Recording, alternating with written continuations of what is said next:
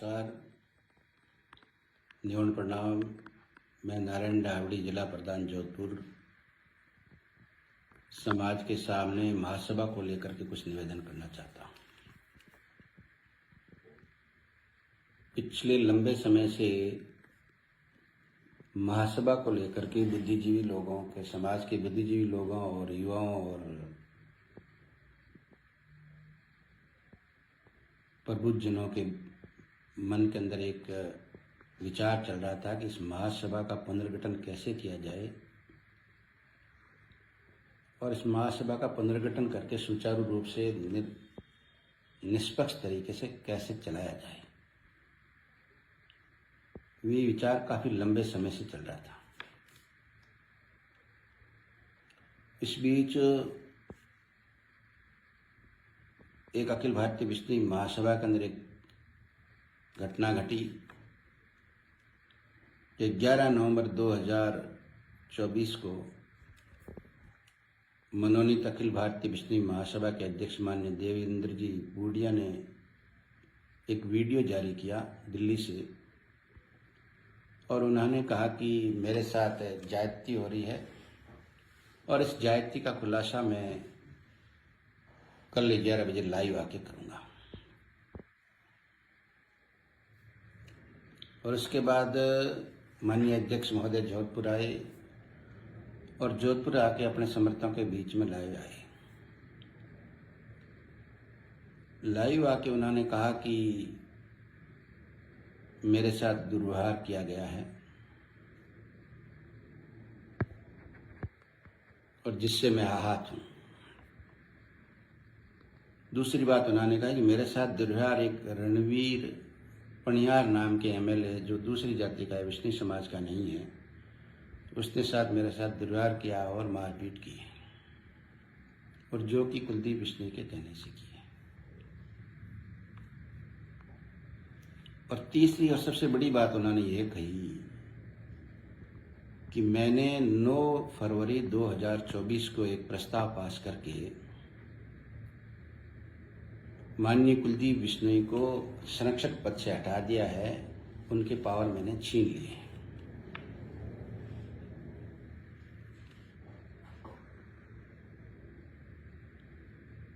और तीसरी बात ये कि जब 9 फरवरी 2024 को आपने कुलदीप बिश्नोई को संरक्षक पद से हटा दिया था, तो आप 11 नवंबर को वहाँ दिल्ली अपने बॉस से मिलने के लिए क्यों गए थे? और क्या आपको और आपके कार्यकारिणी को किसी पदाधिकारी को हटाने का अधिकार है? क्या आपके इस निर्णय का उन 11-21 सदस्यों को जानकारी है कि आपने इस तरह का कोई प्रस्ताव लिया है? अगर जानकारी थी तो आपने इस जानकारी को इतने लंबे समय तक समाज से छिपा के क्यों रखा?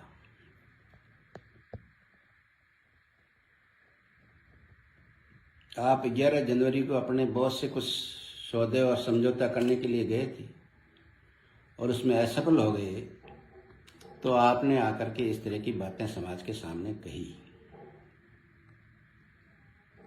और समाज लंबे समय से माननीय कुलदीप जी बिश्नोई की कार्यशैली से असंतुष्ट है, उनके अलोकतांत्रिक तरीके से काम करने के तरीके से, सामाजिक नियमों के अंदर नहीं चलने के तरीके से समाज कुलदीप बिश्नोई से असंतुष्ट था।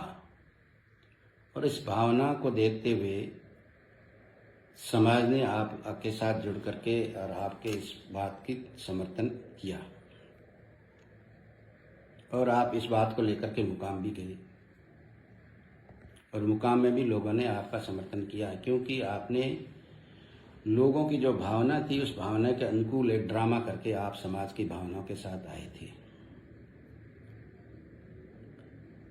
दूसरी बात मैं ये कहना चाहता हूँ कि पिछले 2-3 दिन से एक और चल रही है कि नारायण डावड़ी ने कुलदीप बिश्नोई को संरक्षक रखने के लिए लिख के दे दिया है। मैं आपसे एक निवेदन करना चाहता हूं कि नारायण डावड़ी ने कभी भी कुलदीप बिश्नोई को रखने या हटाने के लिए कोई प्रस्ताव नहीं कहे हैं। नारायण बिश्नोई हमेशा लोकतांत्रिक तरीके से काम करने के लिए संघर्ष 2015 से कर रहा है, और हम लोगों ने जो जितने भी तमाम चुने हुए लोग ने सामने इकट्ठे होकर के एक ही बात कही कि भाई जिस तरीके से नीचे के चुनाव हुए उसी तरीके से ऊपर अध्यक्ष का चुनाव भी होना चाहिए। इस बात को लेकर के हम न्यायालय में गए थे, और मैं 2015 से लेकर आज तक उसी प्रक्रिया के लिए लड़ रहा हूँ। मैं कुलदीप बिश्नोई के कार्यशैली के खिलाफ लड़ रहा हूँ, लड़ता रहूँगा। मैं आपसे ये निवेदन करना चाहता हूँ। मैंने ये बात जरूर है कि एक एफिडेविट जरूर निश्चित रूप से मैंने मुरादाबाद के अंदर भेजा है। 9/2/2024 को माननीय अध्यक्ष महोदय के एक कूट रचित दस्तावेज जो कि बिल्कुल असत्य है, जिन्होंने न कभी समाज के अंदर इस तरह की कोई चर्चा की, न इन्होंने कभी 21 सदस्यों को इस बारे में कोई जानकारी दी। जब इन दोनों के बीच में कोई समझौता नहीं हो पाया, यानी कि इनको इस्तीफे देने की जब कुलदीप बिश्नोई ने कह दिया, तो उस बात को लेकर के इन्होंने एक कूट रचित दस्तावेज मुरादाबाद के अंदर पेश किए थे, और उसके अंदर 19 सदस्यों की सहमति की बात इन्होंने कही थी। तो इस बात को लेकर के मैंने निश्चित रूप से एक एफिडेविट दिया है। इस असत्य को असत्य कहने की बात है। अगर असत्य को असत्य करना पाप है तो ये पाप मैंने जरूर किया है, क्योंकि मैंने पिछले 3 साल से किसी भी मीटिंग में भाग नहीं लिया, और मैंने मेरा व्यक्तिगत एफिडेविट दिया है कि मैंने इस तरह की किसी मीटिंग में भाग नहीं लिया है। न मैंने उसको रखने के लिए कहा है, न मैंने उसको हटाने के लिए कहा है। मैं हमेशा लोकतांत्रिक तरीके के लिए पैरवी करता हूं और आगे भी करता रहूंगा।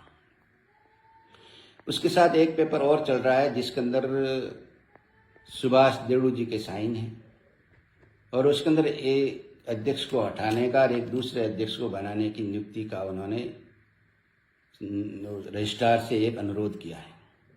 उसके अंदर हमारा भी नाम टाइप है, लेकिन हमारा कोई साइन नहीं है, न हमने इस तरह के किसी प्रस्ताव पे साइन किए हैं। अगर उन्होंने कोई सुभाष देवड़ू जी ने अगर इस तरह का कोई डॉक्यूमेंट्स दिया तो उसकी सहमति हमारी नहीं है, न हम इस तरह के किसी भी डॉक्यूमेंट्स के पक्ष में हैं। तो हम एक तरफ उस एफिडेविट से उस प्रस्ताव का विरोध कर रहे हैं जिस प्रस्ताव का लोकतांत्रिक तरीके से नहीं दिया गया, तो दूसरी तरफ हम इस तरह के प्रस्ताव का कैसे समर्थन कर सकते हैं जो है लोकतांत्रिक है।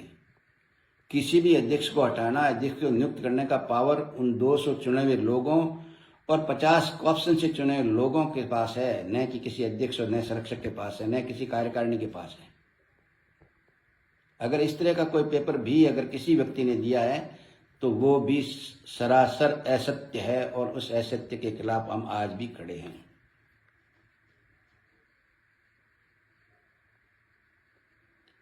तीसरी बात मैं आपसे निवेदन करना चाहता हूं कि एक लाइव के अंदर माननीय अध्यक्ष महोदय ने एक बहुत बड़ा आरोप लगाया था कि मैं अध्यक्ष बना जब कुलदीप बिश्नोई जी को इस तरह की लेन देन मैंने की थी, और इस तरह के काम हमने कुलदीप बिश्नोई से किया था कि मैंने इतने पैसे उनको दिए, इतने पैसे इस काम के लिए, इतने पैसे इस काम के लिए दिए। तो मैं कुलदीप बिश्नोई जी से और बूढ़िया जी से पूछना चाहता हूं कि समाज के किसी पद को बेचने वाला और खरीदने वाला आप दोनों लोग हो, तो क्या इसके अंदर केवल बेचने वाला ही दोषी है? आपने उस पद को खरीदने के लिए, समाज के पद को खरीदने के लिए पैसे दिए हैं, क्या आप उसके अंदर दोषी नहीं हो? क्या आपने उस समाज के हितों के साथ कुठाराघात नहीं किया है? समाज की दृष्टि में समाज के पद को बेचने वाला और खरीदने वाला बराबर दोषी है। अगर आपने जो अपना स्टेटमेंट दिया है उसके हिसाब से अगर वो सत्य है तो मैं इस बात से सहमत नहीं हूँ कि आपने ऐसा किया कि नहीं किया। मैं तो आपके स्टेटमेंट की बात को ही दोहरा रहा हूँ।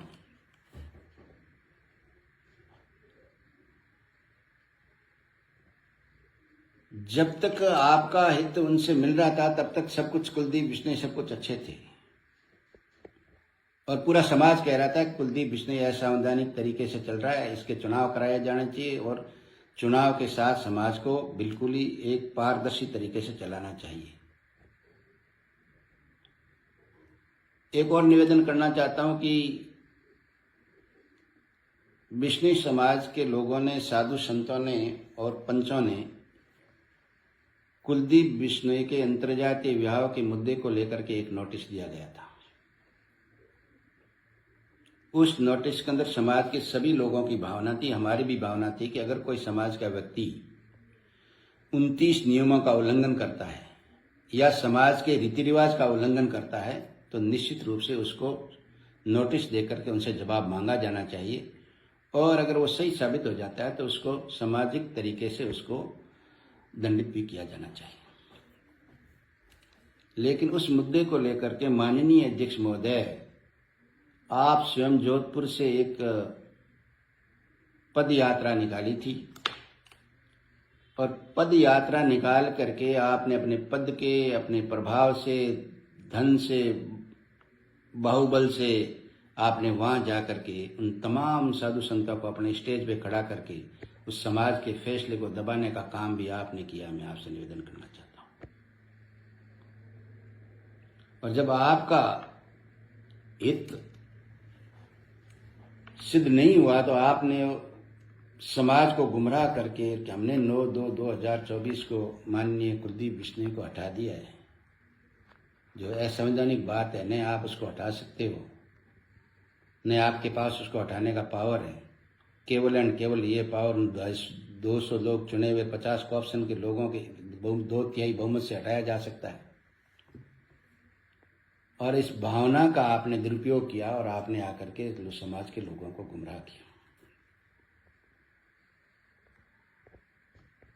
तीसरी बात मैं एक और निवेदन करना चाहता हूं कि मैं साधु संतों से निवेदन करना चाहता हूं कि साधु संतों के अंदर समाज बहुत आस्था है, समाज बहुत श्रद्धा है साधु संतों के अंदर, और समाज हमेशा इन साधु संतों के दिशा निर्देशन में ही चलता है और चलता रहेगा। कि साधु संत ही हमारे समाज को सही दिशा देते हैं और साधु संतों के आचरण से ही हमारे समाज को शिक्षा मिलती है। एक सामाजिक प्रोग्राम के अंदर, मुकाम के अंदर जो बैठक रखी गई थी, उस बैठक के अंदर अगर राष्ट्रीय अध्यक्ष अशोभनीय बात कहते हैं, जो समाज के 29 नियमों के खिलाफ की बात होती है, और नीचे बैठे लोग उनसे तालियों से स्वागत करते हैं और हमारे साधु संत उसी स्टेज पे बैठे बैठे इस बात को अंगीकार करते हैं, वो समाज के लिए अच्छा संदेश नहीं है। मैं आपसे निवेदन करना चाहता हूं।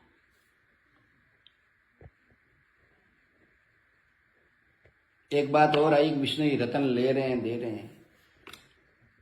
मैं समाज से निवेदन करना चाहता हूं कि इस बिश्नोई रत्न को लेकर के भी माननीय हीरालाल जी भंवाल साहब जब अध्यक्ष थे तो इसके अंदर कार्यकारिणी के तमाम लोगों ने इस बात का विरोध किया था कि चौधरी भजनलाल जी को जो रत्न दिया गया है वो और आम आदमी को एक आप रत्न देना चाहते हैं, उसमें बहुत फर्क है। इसलिए बिश्नोई रत्न किसी व्यक्ति को देने से पहले अपने को सोचना चाहिए।